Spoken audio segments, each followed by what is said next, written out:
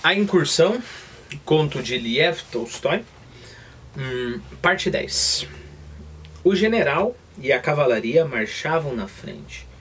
O batalhão com o qual eu havia saído da fortaleza de Yenien ficou na retaguarda.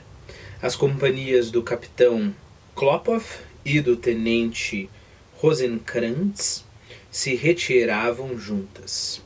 A previsão do capitão se cumpriu inteiramente. Assim que entramos na estreita passagem entre os bosques, da qual ele havia falado, montanheses a cavalo e a pé começaram a surgir de relance, de ambos os lados, e tão perto que eu vi muito bem como alguns curvados com espingarda nas mãos passavam correndo de uma árvore para outra.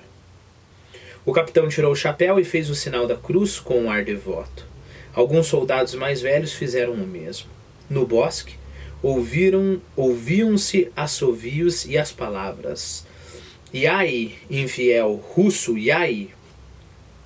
Tiros secos e curtos de espingarda disparavam um atrás do outro, e as balas uniam de ambos os lados. Os nossos respondiam em silêncio com um fogo apressado.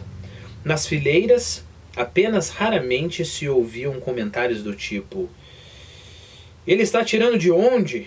Atrás da mata ele está numa boa posição. A gente precisava de canhões", etc.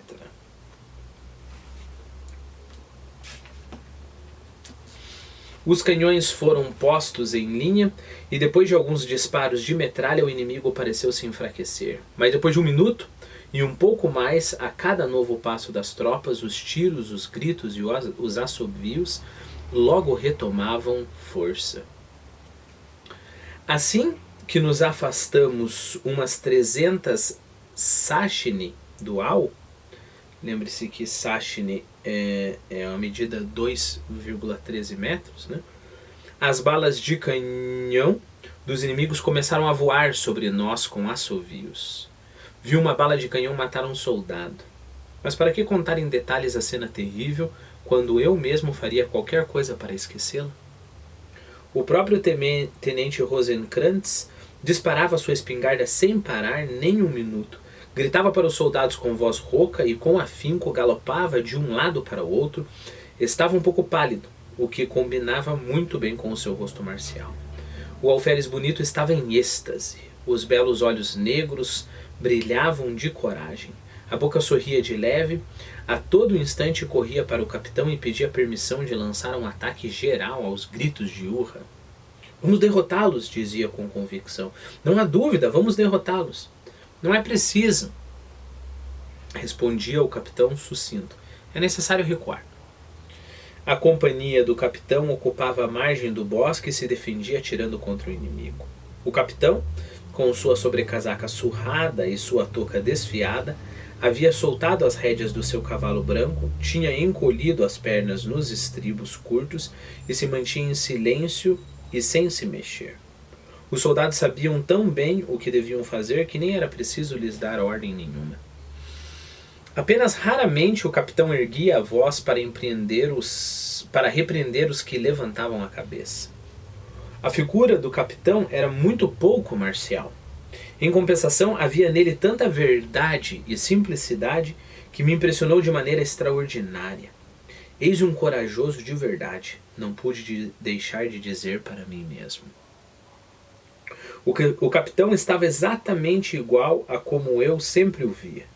Os mesmos movimentos tranquilos, a mesma voz constante, a mesma expressão sem astúcia no rosto feio, mas simples. Apenas no olhar, mais aceso do que o habitual, se podia perceber a atenção de um homem tranquilamente concentrado em seu trabalho.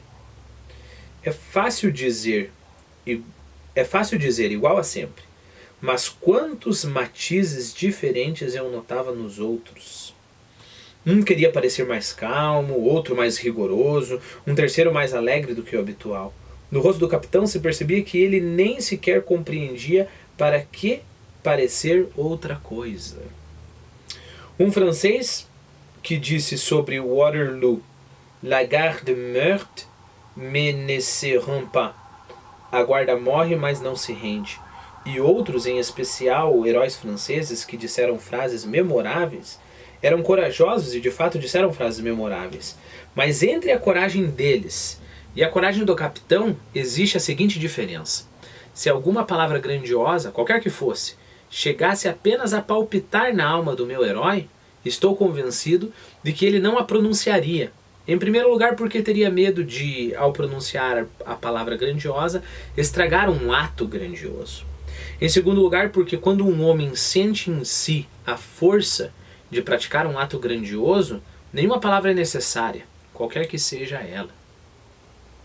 Na minha opinião, esse é o elevado traço característico da coragem russa. E como, depois disso, não há de doer o coração de um russo quando ouve, entre nossos jovens soldados, frases vulgares em francês que têm a pretensão de imitar o obsoleto cavalheirismo francês? De repente, do outro lado, onde estava o alferes bonito com seu pelotão, ouviu-se um urra hostil e baixo. Ao me voltar na direção do grito, vi uns 30 soldados que, com fuzil nas mãos e mochila nos ombros, corriam a toda a pressa para um campo lavrado. Avançavam aos tropeções, mas de todo jeito iam adiante e gritavam. À frente deles, abanando o sabre no ar, galopava o jovem alferes. Todos desapareceram no bosque. Depois de alguns minutos de assovios e gritarias dentro da mata, saiu de lá um cavalo assustado. E na orla do bosque surgiram soldados que carregavam os mortos e os feridos. Entre estes estavam o jovem alferes. 2 soldados o amparavam pelas axilas. Estava branco como um lenço, e a bela cabeça, na qual se notava apenas uma sombra de entusiasmo belicoso que a inspirava um minuto antes, havia afundado entre os ombros de um jeito terrível e pendia inclinada sobre o peito. Na camisa branca, por debaixo da sobrecasaca desabotoada, via-se uma pequena mancha sangrenta. Ah, que pena! Não pude deixar de exclamar, virando o rosto para não ver a cena triste. É uma pena mesmo, disse um velho soldado que, com aspecto triste, de pé ao meu lado, se apoiava com o cotovelo no fuzil. Não tem medo de nada, como é que pode? Acrescentou, olhando com tristeza para o ferido. Ainda é um tolo, está pagando por isso. Mas e você tem medo? Perguntei. Como é que não vou ter medo?